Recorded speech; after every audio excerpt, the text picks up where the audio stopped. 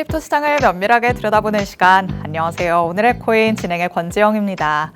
똑같은 FOMC라는 이벤트를 지나왔지만 국내 증시, 뉴욕 증시는 다시 한번 재차 오름세를 보이는 반면에 우리 시장만 자꾸만 밀리고 있습니다. 정말 이러다가 다 떠나가 버리는 거 아닐까라는 조금 걱정스러운 마음이 들기도 하는데요. 그런데 이렇게 시장의 관심도가 현저히 떨어질 때, 이럴 때가 가장 매수할 기회다라는 얘기도 있죠. 우리는 기회를 미리 잡을 수 있도록 전략을 꼼꼼하게 세워봐야 될 것 같습니다. 오늘 방송에서 다양한 얘기들 들려드릴 예정이니까 끝까지 함께해 주시죠. 일단 그 전에 간밤에 마감됐던 뉴욕 증시 상황부터 살펴보도록 하겠습니다. 자, 말씀드렸던 것처럼 뉴욕 증시 3대 지수는 일제히 반등에 성공하는 모습이 나타났습니다. 미국과 이란의 평화협정 기대감이 여전히 작용하는 가운데 전날 FOMC의 충격을 딛고 반도체주들이 일제히 강세를 보였는데요. 특히 필라델피아 반도체 지수가 6% 넘게 급등하면서 기술주 투자 심리를 한껏 끌어올린 모습이었습니다. 지금은 중동 리스크 그리고 유가 불안이 완화됐다는 점이 시장에는 긍정적으로 작용하고 있습니다. 다만 연준의 연내 금리 인상 가능성은 시장에 조금 부담이 될 수밖에 없는 요인이죠. 일단 오늘 나타난 반등은 불확실성 해소보다는 전날 나타난 급락 후 뒤따라온 기술적인 반등에 가깝다. 이렇게도 평가가 되고 있으니까요. 일단 뉴욕 증시도 다시 한번 내려갈 가능성은 열려 있다는 점 여러분이 체크를 해보시면 좋을 것 같습니다. 자, 그럼 우리 시장 얘기로 넘어가 보도록 하시죠. 어떤 얘기 나왔는지 헤드라인 통해서 만나보도록 하겠습니다. 자, 일단 지금 금리 동결이라는 결과가 나왔는데 우리 시장은 조금 위축되고 있습니다. 어떤 흐름이 나타났는지 살펴볼 거고요. 그런데 이 안에서 역시나 기회를 잡는 움직임도 나타나기 때문에 같이 한번 만나보도록 하겠습니다. 첫 번째 내용부터 열어보시죠. 자, 연준의 금리 동결 발표 이후에 암호화폐 시장에서는 롱 포지션 청산이 급증하면서 투자자들의 심리가 빠르게 위축되는 흐름이 나타났습니다. 비트코인과 이더리움 그리고 XRP 등에서 미결제 약정이 동시에 급감하는 모습이 포착이 됐는데요. 투자자들이 포지션 정리를 하면서 위험 노출을 빠르게 줄인 거죠. 방향성 베팅을 유지하기보다는 포지션을 이렇게 줄이면서 관망하는 쪽으로 움직임을 가져간 겁니다. 더군다나 동시다발적으로 미결제 약정이 줄어들었다는 점을 봤을 때 시장에 나타나는 하락이 특정 자산의 문제가 아니라 암호화폐 파생 시장 전반의 위험 선호도가 낮아졌음을 지금 보여주고 있습니다. 일단 FOMC가 종료되면서 시장의 불확실성이 일부 해소되기는 했습니다만 투자자들이 무언가의 포지션을 정하기에는 아직까지도 너무 많은 변수가 남아있다라고 해석할 수 있는 시장입니다. 전문가들은 지금 나타나는 움직임이 단순한 가격 조정보다도 투자자들의 리스크 관리 강화에 가깝다. 당분간 보수적인 거래 환경이 이어질 가능성이 높다. 이렇게 지금 평가를 하고 있으니까요. 우리도 일단 이번 주말까지는 조금 관망하는 흐름을 보면서 조금은 주시를 해봐야 될 것 같습니다. 자, 그럼 두 번째 내용으로 넘어가 보도록 하겠습니다. 자, 그런데 앞서 만나본 내용과는 조금 상반되게 지금의 흐름을 또 이용하는 움직임도 있습니다. 비트코인의 가격이 최근에 큰 폭의 조정을 받는 이 구간 안에서도 비트코인을 1000개 이상 보유한 대형 투자자들은 공격적으로 매집에 나선 것으로 또 나타났습니다. 온체인 데이터에 따르면 이 고래 주소들의 총 보유량은 717만 비트까지 증가했습니다. 지난 3월 이후에 가장 높은 수준을 기록한 건데요. 개인 투자자들이 시장 불안 속에서 매도 움직임을 보이는 그 시기 안에서도 고래들은 오히려 이런 물량들을 다 흡수를 하면서 가격 하락 구간을 매수의 기회로 활용을 했다라는 게 지금 확인이 되고 있는 겁니다. 비트코인의 가격은 최근에 수주 동안 약세를 보이기는 했지만 보유량은 꾸준히 증가하고 있습니다. 가격과 수급이 반대로 움직이는 강세 다이버전스 현상이 발생했다라고 우리가 지금 포착을 해볼 수가 있는데 고래들이 현재 6만 달러 초반대의 가격을 저평가 구간으로 판단하고 있다는 게 확인이 되고 있습니다. 그렇다면 우리가 이 구간 안에서 향후에 이제 ETF 자금 유입까지 확대가 된다면 다음에 찾아올 이 상승장의 출발점이 될 수도 있다라고도 해석을 해볼 수가 있겠죠. 과연 고래들의 매집이 계속해서 이어지는지 우리 시장이 어느 구간에서 하방 경직성을 확인하는지 여러분도 체크를 해보시면 좋을 것 같습니다. 자, 이렇게 만나볼 수 있는 이슈 두 가지 살펴봤습니다. 이제 실시간 시장 분위기 확인해 보시죠. 자, 전일 이 시간 대비해서 우리 시장은 다시 한번 밀리고 있습니다. 비트코인 2% 넘게 빠지고 있는데요. 현재 63,200달러대까지 내려와 있기 때문에 여기에서 이제 이 앞자리 6은 잘 지켜줄 수 있는지 이 부분을 확인해야 될 것 같습니다. 일단 63.7K를 지켜주는 게 중요하다라는 얘기를 저희가 어제 방송에서 했었는데 그보다는 밀려 있죠. 과연 다시 한번 돌아갈 수 있을 것인지 아니면 그 밑으로 61K까지는 조금 열어둬야 되는지 잠시 후에 같이 한번 얘기 나눠보도록 하겠습니다. 그리고 이더리움도 2% 빠지고 있고요. XRP 솔라나가 조금 더 낙폭이 크네요. 3% 넘게 밀리고 있습니다. 그리고 어제까지 또 좋은 흐름 보여줬었던 하이퍼리퀴드 많이 올라가서인지 숨고르기도 조금은 크게 하는 모습입니다. 오늘은 전일 이 시간 대비해서 5.8%가량 하락하고 있는 모습입니다. 자, 일단 어제보다도 한 차례 더 우리 시장이 밀리는 듯한 흐름이 지금 시장 안에서 포착이 되고 있죠. 그렇다면 여기에서 주말을 어떻게 대비할 것인가가 가장 중요할 것 같습니다. 전문가님과 꼼꼼하게 전략들 세워볼 테니까요. 지금부터도 집중해 주시면 되겠습니다. 잠시 후에 전문가님과 돌아오겠습니다. 오늘의 코인 가자!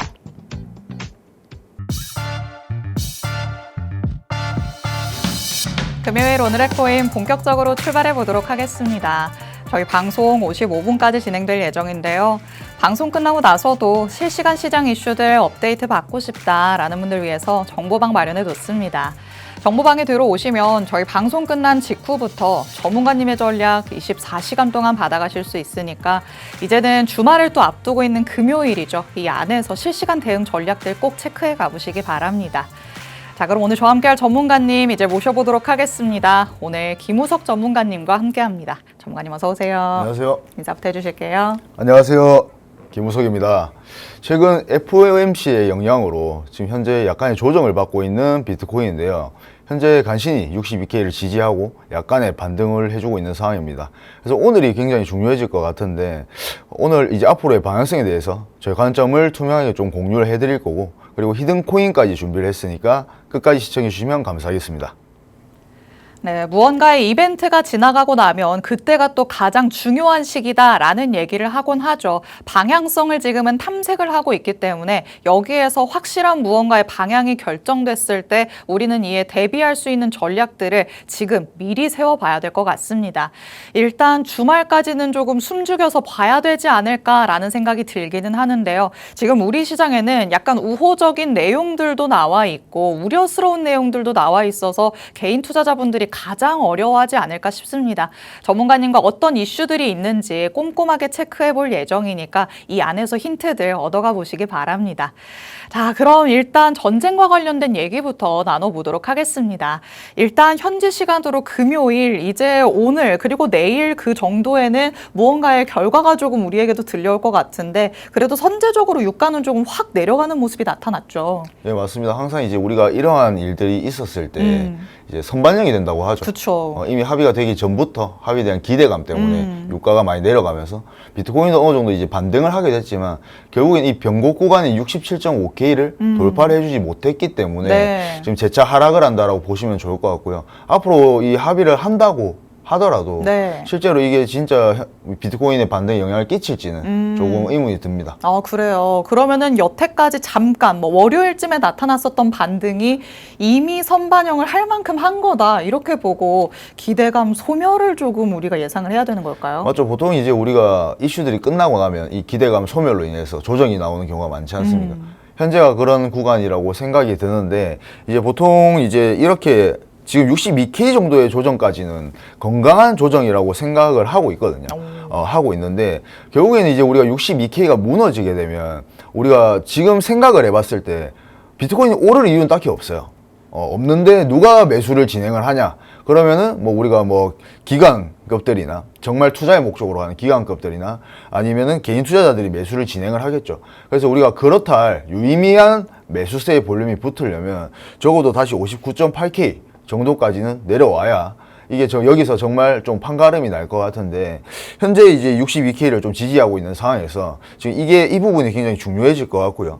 그리고 이제 우리가 다음 달에 예정되어 있는 이 CPI와 그리고 PPI 등 이 물가 지표 발표가 굉장히 조금 중요한 상황으로 적용이 될 것 같습니다. 그러면 최근의 흐름을 봤을 때는 이 물가 지표가 발표가 됐을 때 시장에 그렇게까지 영향을 많이 미치지 않았다는 거 지금 시청하시는 분들도 다들 알고 있으시겠죠. 그런데 앞으로는 연준도 이제는 뭐 힌트를 안 준다고 하고 오히려 이런 전쟁도 일단락이 되는 거면 다시 한번 경제 지표의 영향력이 엄청 커진다 이렇게 봐야 될까요?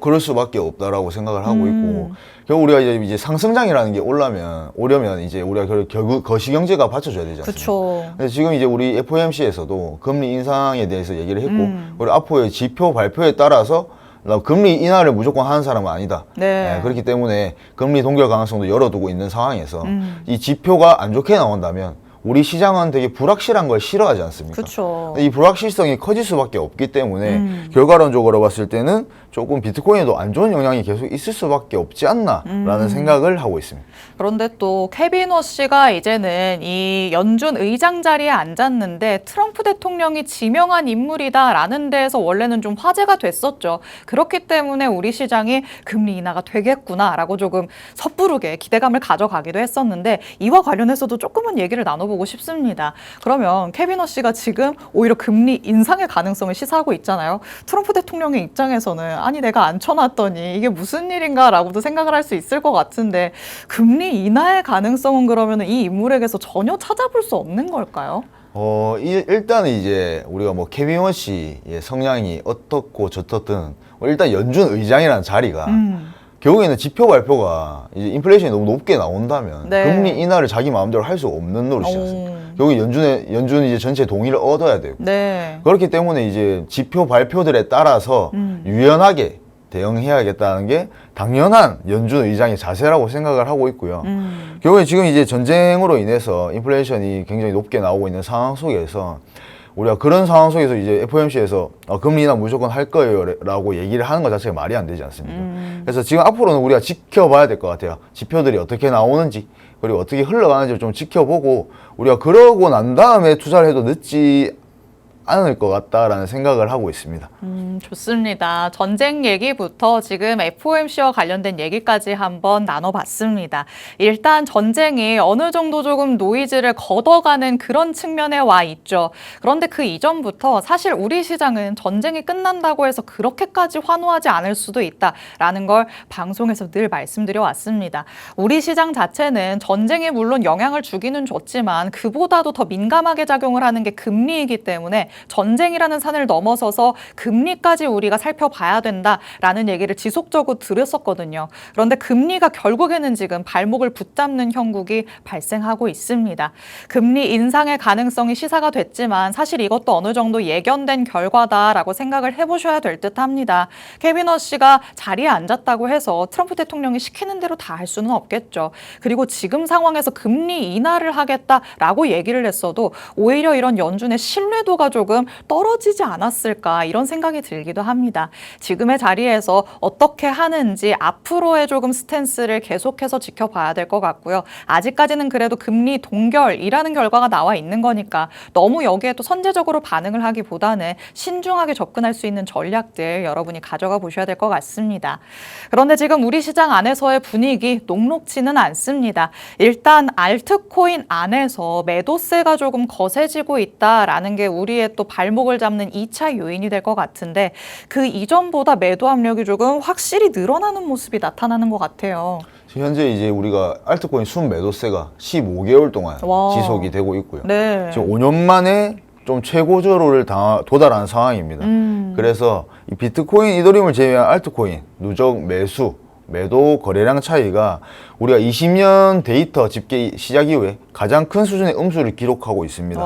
그래서 현재 국면은 이제 우리가 바닥이 아니라 15개월 동안 지속된 순매도세라고 생각을 하시면 될 것 같고요. 네. 이게 지금 그냥 구조적으로 약세 흐름이 계속해서 오랫동안 이어지고 있다라고 하는 의미라고 보시면 될 것 같습니다. 그럼 이 데이터를 보면서도 지금이 바닥이라고 얘기를 할 수는 없다. 전문가님께서는 지금 이렇게 얘기를 하시는 걸까요? 맞습니다. 그리고 지금 이제 어느 정도 우리가 가격이 저렴해졌기 때문에 뭐 예를 들어서 XRP가 작년까지만 해도 4,000원대였다가 너무 까마득한데요. 네, 지금 현재 뭐 1,000원대로 내려갔지 네. 않습니까? 그 가격만 보고 이제 매집을 하시는 분들이 굉장히 많은데 이게 뭐 투자의 목적으로 가지고 가신다면 지금부터 뭐 충분히 매집을 하셔도 됩니다. 왜냐면 우리가 항상 어디가 바닥인지는 알 수가 없는 부분이지 않습니까? 하지만 이제 진짜 우리가 뭔가 단타의 목적으로 혹은 계속해서 이제 수익을 내려고 하시는 분들 같은 경우에는 지금 그렇다 할 매수세가 들어올 명분이 없어요. 명분이 없기 때문에 조금 안전하게 시장을 조금 더 관망하는 게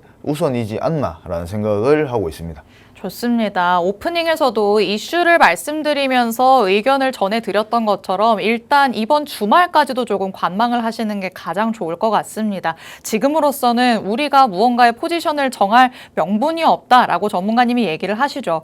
물론 장기적으로 본다면 지금도 분명 매력적인 구간임은 맞습니다. 그래서 오프닝에서 이슈로 말씀드렸던 고래들의 매집, 지금 이루어지고 있는 게 또 포착이 됐죠. 그런데 고래들 같은 경우에는 정말 장기로 보고 들어가는 경우가 많기 때문에 지금 들어가는 게 또 모든 물량이 다 들어가는 거는 아닙니다. 분할로 접근하자라는 차원에서 지금 들어가도 괜찮다라는 의견을 드리고 있는 거니까요. 과연 내가 투자 전략을 멀리 내다보면서 세우고 있는지 아니면은 장기 투자가 아니라 단타로 접근을 하고 있는지 이것부터 조금 돌아보시면서 접근 전략을 세워보셔야 될 것 같습니다. 저희가 다양한 전략들 방송에서 제시해드리고는 있지만 저희 방송 시간이 조금 한정적입니다. 그래서 방송 시간 아닐 때 전문가님의 전략들은 정보방 안에서 가져가실 수 있으니까요. 이 정보방도 저희 방송 끝나기 전까지 서둘러서 들어오시면 되겠습니다. 자, 이렇게 거시적인 얘기들 그리고 우리 시장 안에서의 얘기들 나눠보고 있습니다.